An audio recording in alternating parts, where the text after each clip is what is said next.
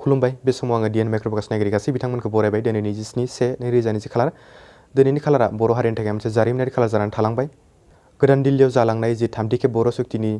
जि signature होनाय हाबाफारि बे हाबाफारिया जाखांनायनि उनावनो बर' रायजो राजाजों लोगोसे गुबुन गुबुन आफादफोरनि बिबानगिरि बिथांमोनहा बर' हारिनियाव गोजोन थासारिया फैसिगोनखौ मिजिंथिनानै बिथांमोनहाबो बे सुक्तिखौ बरायो। लोगोसे बिथांमोनहा बमा बारुद गावनानै रंजायो। बे रंजानाया बिटिसिआवल' थाबथाना थायाखिसै, बिटिसिनि बाहेरायावबो रायजो जाबोनाय गोबां बर' रायजो राजाफोरा दाबि दैखांबोबाय थानाय बर' कसारि अट'नमास काउन्सिलखौ बे 3थि खेब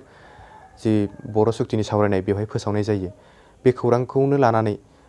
बिटिसिनि बाहेरायाव रायजो जाबोनाय बर' सुबुंफ्राबो रंजानायजों लोगोसे बिथांमोनहाबो बिटिआर आरो बिकेएससिखौ बरायो। थ' लोगोफोर दिनैनि नैबे भिडिअनि गेजेरजों आङो बेखौनो दिन्थिनो नाजादों लोगोफोर गलाघाट जिल्लानि सिङाव थानाय उरियामघाटनि जिरेंमा ओनसोल बिनि गुबुन गुबुन आफादफोरनि दैदेनगिरिफ्रा जयैनो बेखौ दिनै 3थि खेब बर' सुक्तिखौ बरायनायजों लोगोसे बर' कसारि अट'नमास काउन्सिलखौबो बिथांमोना बरायनानै दिनै हाबाफारि बिथांमोनहा लादों बरायनाय हाबाफारि। थ' बेवहायनो थांनानै नोंथांमोननो बिनि नुथायफोरखौ आं दिन्थिनो नाजागोन, रंजानाय नुथायफोरखौ दिन्थिनो नाजागोन। लोगोसे बिनि दैदेनगिरि बिथांमोनहा दिनै 3थि खेब बर' सुक्ति जालांनायाव बिथांमोनहा मा बुङो एबा बिथांमोनहा मा बुंथिनो नाजायो बेखौ नोंथांमोननो मिथिनो नाजानाय। थ' लोगोफोर भिडिअखौ नायनो थादो।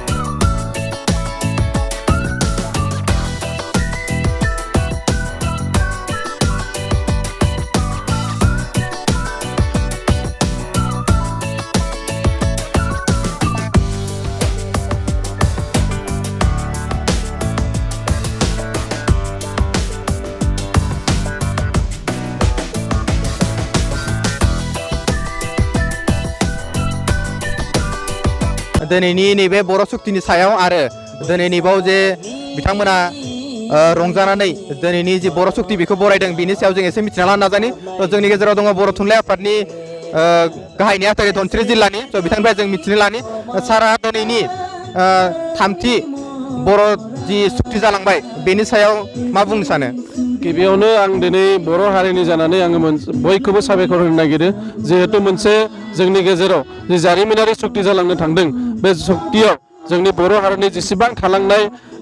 जि अभाब अभियोग बेखौ सुफुंगोन होननानै आं मिजिंथियो। आरो लोगोसे जोंनि आउट अफ बिटिसि साइडआव जि बर' माहारिनि जि आउट अफ माने जों जि साहित्य आखित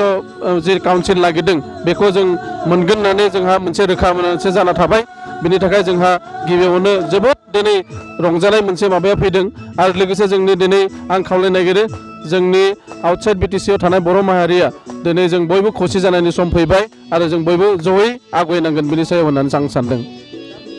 सारनिफ्राय जों मिथिना लाबाय। थ' सारनिसिम जोङो गोजोननाय हामलायबाय, गोजोननाय थाबाय सारनिसिम। थ' बे समाव नोंथांमोना नुदों बेवहाय गासैबो सेंग्राफ्रानो बे आं बिथांखौ दिन्थिनो खोन्थागोन गासैबो रंजागासिनो दङ दिनैनि नैबे जि 3थि बर' सुक्ति जालांनाय बे जालांनाय जि बिथांमोना सुक्ति सुबुंफोर बेखौ गासैबो नाजावनानै बेवहाय गासैबो रंजागासिनो दङ थ' बे समाव आङो जोंनि गेजेराव दंबावो जोंनि गलाघाट जिल्ला UBPनि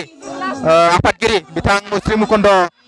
बसुमतारी बिथांनिफ्राय जोङो मिथिनो नाजागोन दिनैनि जि बर' शक्तिनि सायाव बिथाङा मा फोरमायथिनो नाजायो रायजो राजानि सिगाङाव स' दिनैनि जि बर' शक्ति जालांबाय बे जालांनायनि सायाव नोंथाङा UBPनि गलाघाट जिल्लानि आफादगिरि जानानै रायजोफोरनि सायाव मा फोरमायथिनो सानो आं गोजोननाय जासिबाय आरो आं बरायदों जे दिनैनि जिथु थामथि गोरोबथा बर' जातिनि आं बेवहाय आं गोजोननाय जासिदों आरो बरायदों जे दिनैनि गोरोबथानि गेजेरजों जोंनि बड'लेण्डनि बाहेरायाव थानाय जिथु माने जेसेबां माने बर'फोर दङ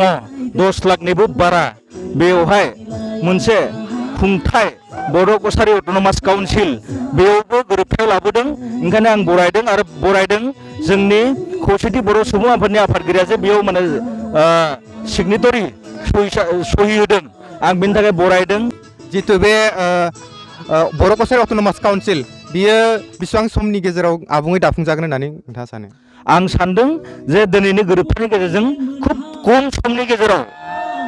समनि गेजेराव बे जाफुंगोन आरो बे जाफुंनायनि गेजेरजों जोंनि गासिबो बर' राव हारिमु जोंनि BTCनि बाहेरायाव थानाय गासिबो बर' रायजो राजाफोरनि थाखाय मोनसे मोजां खौरां आरो बेखौ जों बयबो गनायनानै लादों आरो जों बेखौ बरायदों आरो बरायनायनि गेजेरजों जों सानदों जे जोंहा मोनफ्रोमबो बिथिङावनो जों माने जाफुंसार जानो हागोन होननानै आंनि मोनसे बिसास मुकुन्द बसुमतारी बिथाङा UBPनि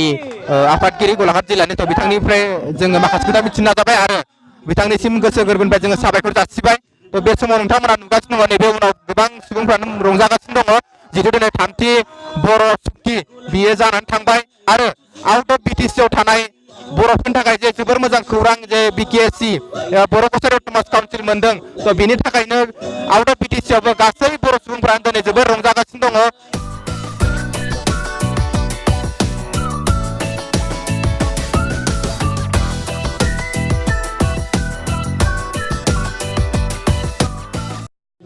थ' बे समाव आङो आरोबाव सासे जोंनि गलाघाट जिल्ला एबसुनि बोसोनगिरि बिथां मुस्रि सन्जिब बसुमतारी जोंनि गेजेराव दङ थ' बिथांनिफ्रायबो जोङो मिथिनो नाजानि थ' सारनिसिम गिबियावनो बरायनाय थाबाय नोंथाङा बे समाव जे बर' शक्ति जालांबाय थामथि खेबनि थाखाय आरो आउट अफ BTC आव जे बर' कसारि अट'नमास काउन्सिल मोनदों थ' बेफोरनि सायाव नोंथाङा मा बुंनो नागिरो गोजोननाय थाबाय दिनै जिथु ट्राइपार्टेट मोनसे बर' आसाम स्टेट गभर्नमेन्ट आरो सेन्ट्रेल गभर्नमेन्टनि गेजेराव जा गोरोबथा मोनसे एकर्ड जाबाय बेखौ जोबोदै जोङो गलाघाटनि जानानै जोङो गोसो गोरबोनिफ्राय बरायो आरो एग्रिमेन्टआव जा माखासे थिसनजादों बेफोरखौबो जोङो जोबोद गोसो गोरबोयै जोङो बानजायो आरो जोंनि जा माखासे बर' जोहोलाव बिथांमोनहा बे थांखियै माखासे गौथुम दानानै बिथांमोना आवगायबोदोंमोन बिथांमोननिबो रिहेबिलिटेसननि बाथ्राया बेयाव रोखा जानायलाय आं गलाघाटनि जानानै बर' फिसा जानानै जोबोद साबजानाय मोनदों आरो इयुनावबो जोङो बे जोंनि गाहाय थांखिया थाबाय थागोन बड'लेण्ड सोरजिनायनि बिनि अनगायैबो बड'लेण्डनि बाहेरायाव थानाय बर'फोरनि थाखाय जा आलादा मोनसे काउन्सिल फेडारेल काउन्सिल दानानै होबाय बे दिनैनि एकर्डजोंनो जोङो जोबोरैनो गोसो गोरबोनिफ्राय साबायखर होयो बिथांमोनखौ एबा ट्राइपार्टेटखौ आरो इयुन समाव जोङो बिथांमोनखौ अरायसम हेफाजाब होनायाव दङ गोजोनथोंसै एसेखौनो बुंनानै आङो बयनिसिमबो साबायखर होबाय गोजोनथों थ' बे समाव गलाघाट जिल्ला एबसु बोसोनगिरि बिथां मुस्रि सन्जिब बसुमतारी सारनिसिम जोङो गोसो गोरबोनिफ्राय साबायखर जासिबाय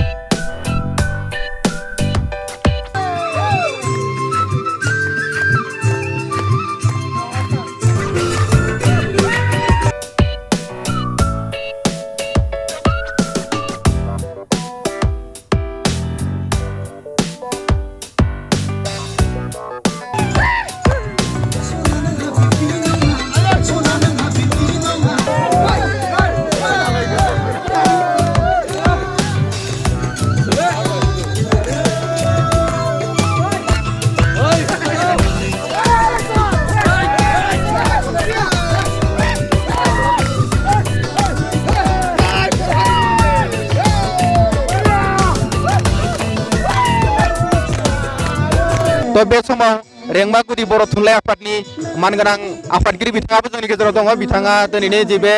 बर' सुक्ति जानायनि जि बरायनाय हाबाफारि बा रंजानाय मोनसे बे हाबाफारि लादों बेवहाय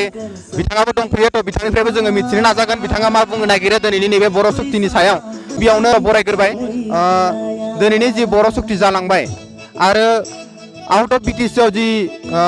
बर' कसारि अट'नमास काउन्सिल मोनदों बेनि सायाव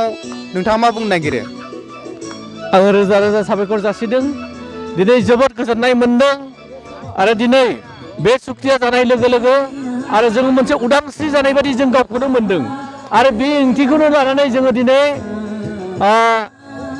बर' साहित्य सभा आरो एबसु आरो जोंनि इउबिपिअ जिथु बर'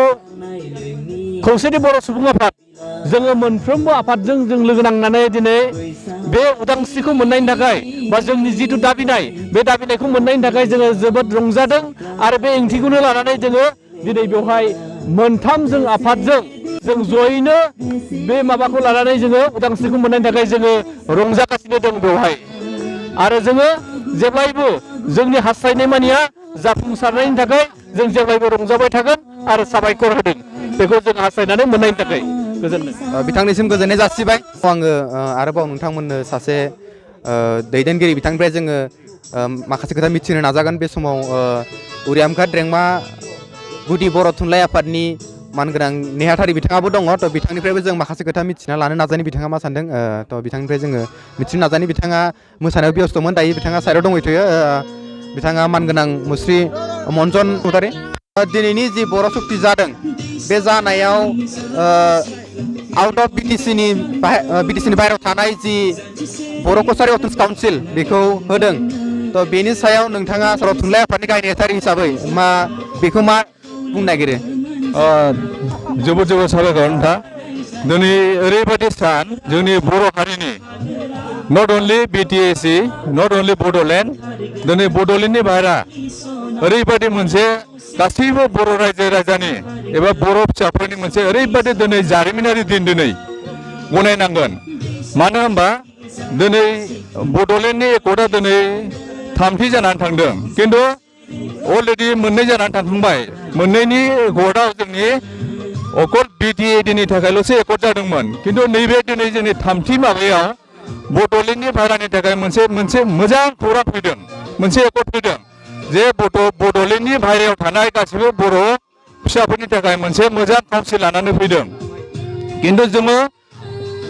अरायबो माने जों वेलकाम खालामो बड'लेण्डआ जाहाथे जाफुंथों होननानै खिन्थु नैथि माबायाव जिहेतु बड'लेण्डनि थाखायल' जादों सुक्ति खिन्थु जोंनि आउट अफ बड'लेण्डनि थाखाय जेबो सुक्ति जायाखैमोन बेनिखायनो जों दिनै बड'लेण्डनि बाहेरायाव थानाय हिसाबै जोबोद गोजोनदों जिहेतु जोङो दिनै बड'लेण्डनि बाहेरायाव थानाय गासैबो रायजो राजाफ्रा मोनसे मोजां मोनसे जोङो गावनि खुंथाय मोनसे राहा मोनदों जायखौ जोङो बर' कसारि अट'नमास काउन्सिल मोननो हादों जों बेनि थाखाय जों जोबोद गोजोनदों निस्सय जोंनि गासैबो आउट अफ बड'लेण्डनि जाय बर' फिसाफ्रा दङ निस्सय नैबे काउन्सिलनि आन्दाराव जोङो गासैबो जाफुंसारनो हागोन जों बेखौ मिजिंथिदों आरो बेखौ आं मोनसे दिनै नैबे समाव फोसावनो सानदों जे गासैबो जोंनि बर' जोंनि जेसेबां अर्गेनाइजेसन दङ गासैबो खौसे जानानै जेरैहाय एनडिएपि इउबिपिअ आरो गुबुन गासैबो ज' जानानै दिनै नैबे जोंनि थामथि जिथु रादाय बे रादायखौ खौसेयैनो जों माबादों एग्रिमेन्ट खालामदों सिगनेटरि खालामदों बिनि थाखाय जोङो जोबोद गोजोननाय मोनदों आरो जाय बिथांमोनहा दिनै 14-15 बोसोर जाय एनडिएपि बिथांमोनहा गावनि फिसा गावनि गथ' गथाय गासिबो गारनानै 14-15 बोसोर हाग्रायाव थानानै बर'नि हारिमु बर'नि राव बर'नि जारिमिन हा हुनि थाखाय नांनानै दिनै थामथि नैबे एग्रिमेन्टआव फैनानै जाहाथे बिथांमोना फैनानै जोंनि नैबे जिथु जोंनि बर' हारिनि थामोनथानि थाखाय दिनै मोजां मोनसे खाबु लाबोनो हादों बेनि थाखाय गासैबो बर' हारिया बिथांमोनखौ जोङो दिनै बरायगोन आरो बिथांमोना बिथांमोनखौ बरायनानै जोङो जाहाथे बिथांमोनहा फैनानै गावनि दिनै जाय बिथांमोनहा हाग्रायाव थानानै दंमोन बर'नि राव हारिमु हा हुनि थाखाय जाय बिथांमोना गावनि जिउखौ बलि होदोंमोन दिनै बिथांमोना फैनानै गावनि न'आव जेरैहाय गोजोन संसारै गावनि बिसि फिसा रायजो जानो दिनै रुजु रुमै खाबु मोनदों। बिनि थाखाय जोङो गासैबो बर' समाज जानानै बिथांमोनखौबो खावलायगोन जे बिथांमोना इयुनाव आरो साबसिन हाबसिन दिनै आरो मोनसे मोजां मोनसे परिबेसाव लाबोनो हाथों होननानै जोङो खावलायगोन। आरो दिनै जोङो ओरैबायदि खुसि दिनै जोङो आउट अफ BTC नि मानसि जोङो दिनै बर' हारि बेनिखायनो जोंनि बे 3थि एग्रिमेन्टआव आरो आउट अफ BTC नि थाखाय जाय बर' हारिफोरनि बर' फिसाफोरनि थाखाय मोनसे मोजां खाबु लाबोदों गावखुंथाय राहा लाबोदों बिनि थाखाय जोङो जोबोद गोजोननाय मोनदों। जोङो सासे बर' फिसा जानानै जों हदायबो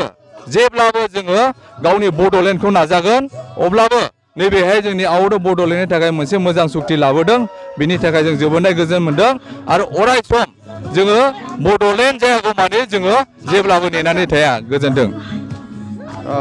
सारनिसिम जोङो गोजोननाय हामलायबाय। बे समाव आङो आरो गुबुन सासे बिथांनिफ्राय मिथिनो नाजायो रायजोनिफ्राय